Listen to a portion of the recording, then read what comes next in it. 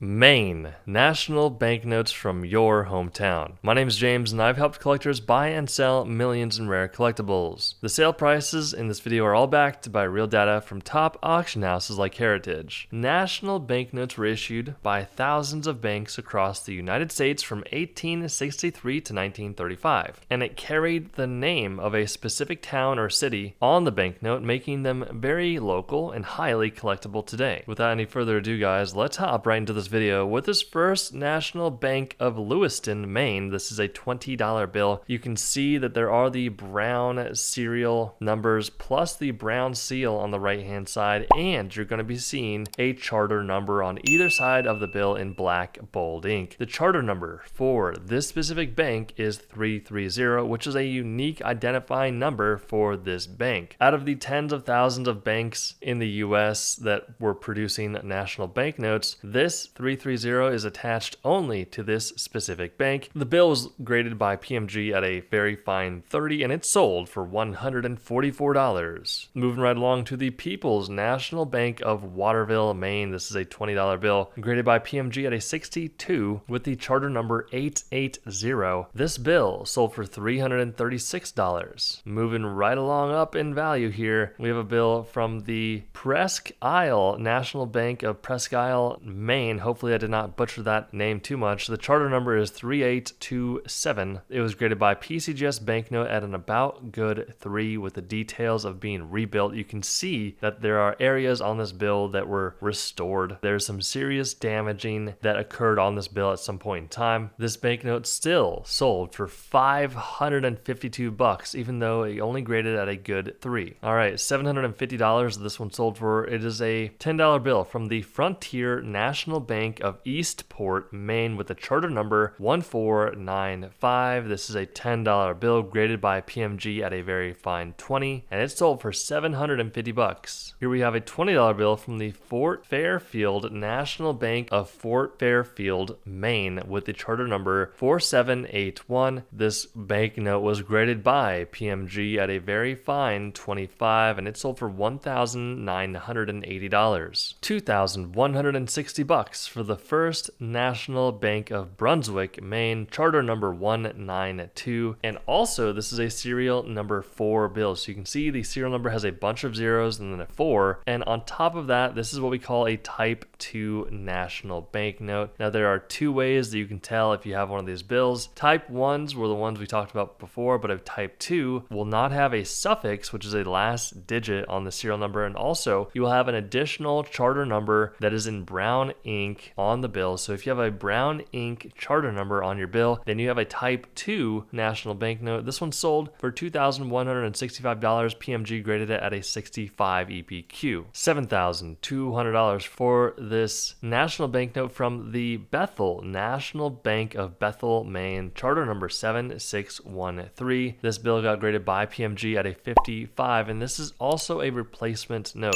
So I know quite a bit about replacement notes for national banknotes, but most people will not be able to identify them. Typically, a replacement note will have a star on it. When it comes to the majority of Federal Reserve banknotes, you're going to have a star on the bill indicating that it's a replacement note. So back in the day, when they were replacing these bills, sometimes they would use an eraser to erase the serial number and replace it with a new serial number. Essentially, it's going to come down to the type of font that you're looking at on the bill. So you can see the bottom left serial number looks a bit different than the top right serial number. That's how PMG was able to indicate that this is a replacement note indeed. Once again, this one sold for $7,200. Guys, if you enjoyed this video, make sure to hit that subscribe button. We hope you enjoyed it, and we will see you in the next one.